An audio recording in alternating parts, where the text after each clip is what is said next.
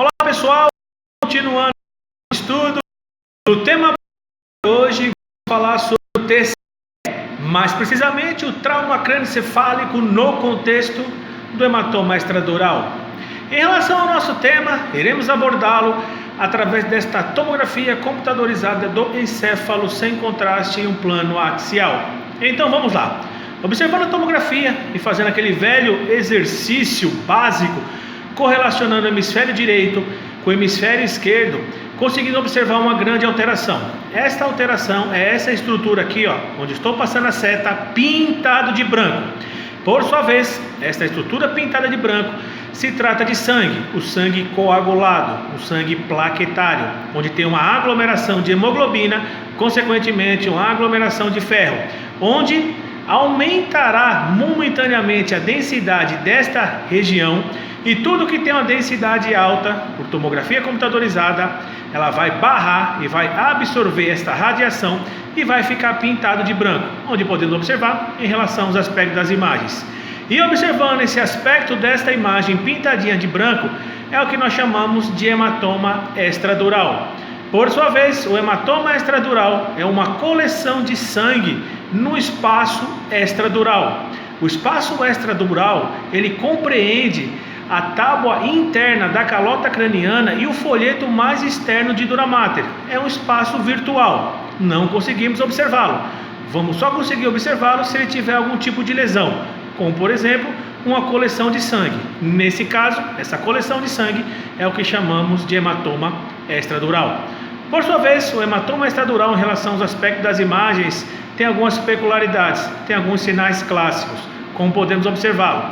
Temos esse sinal, seria uma lente biconvexa, onde podemos observar. E o interessante, o hematoma extradural, ele não passa, ele não continua, ele não passa as suturas, ele não vai além das suturas, diferente do hematoma subdural, que ele atravessa, ele vai além das suturas. E esse sangramento é um sangramento arterial, diferente do hematoma subdural, que na grande maioria das vezes é um sangramento venoso. Por sua vez, esse sangramento arterial, ele é ocasionado por uma laceração, por uma lesão na artéria meninge média.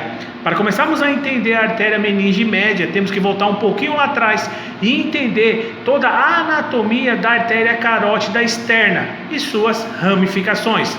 A artéria carótida externa é uma ramificação da artéria carótida comum ou artéria carótida primitiva, que na altura de C4 ou na altura da cartilagem tireoide, ela vai se ramificar em uma região conhecida como bulbo carotídeo. Na sua parte anterior será a carótida externa e na sua parte posterior a carótida interna.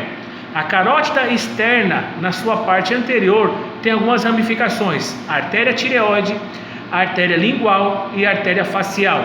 Na sua parte posterior, ela vai ter a artéria faringe ascendente, ela vai ter a artéria occipital e terá a artéria auricular posterior.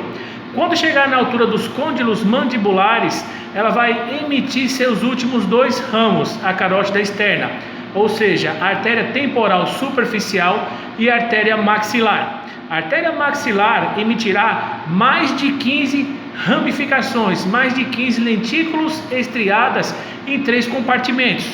O que nos interessa será o primeiro compartimento, onde o primeiro compartimento emitirá 5 artérias, 4 superiores e 1 inferior. Em relação às artérias superiores, nós temos a artéria auricular profunda, a artéria timpânica anterior, a artéria meninge média, a artéria meninge menor e na sua parte inferior temos a artéria auricular.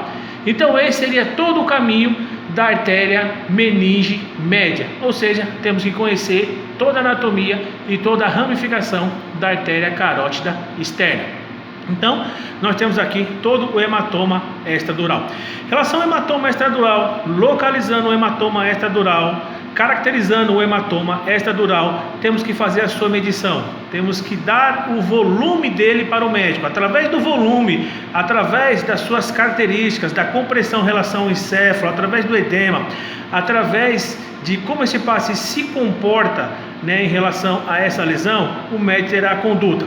Em relação a medição que nós fizemos em relação ao volume, nós pegamos a altura vezes o comprimento vezes a profundidade. Ou pegamos a região antero-posterior, a região látero-lateral e num plano coronal, pegaremos a profundidade, ou a região crânio-caudal. E teremos as 3 medições. Essas 3 medições nós multiplicamos ela por 0,52 ou dividimos por 2, teremos o volume total em relação à quantidade de sangue. Ou seja, teremos uma base em relação à quantidade de sangue que se encontra no espaço extradural e em relação aos aspectos das imagens, como é que se comporta em relação ao parênquima encefálico, a sua compressão, o médico o neurocirurgião terá toda a sua conduta, será uma conduta conservadora ou uma conduta cirúrgica. Temos também em relação aos aspectos das imagens, um grande hematoma subgaleal nessa região aqui. Nós temos também um leve edema encefálico aqui, difuso, um leve edema encefálico difuso, caracterizado principalmente pela diminuição da amplitude dos sulcos em relação aos giros e também uma diminuição dos ventrículos laterais, onde podemos observar um pequeno desvio da linha média. Temos aqui uns enfisemas subcutâneos também nessa região. Então, em relação aqui ao nosso estudo de hoje, foi falar brevemente mesmo, rapidamente, em relação ao hematoma extradural. Espero que tenham entendido um pouco sobre o hematoma extradural. Então, seria isso. Muito obrigado pela atenção de todos e até a próxima aula, meus amigos.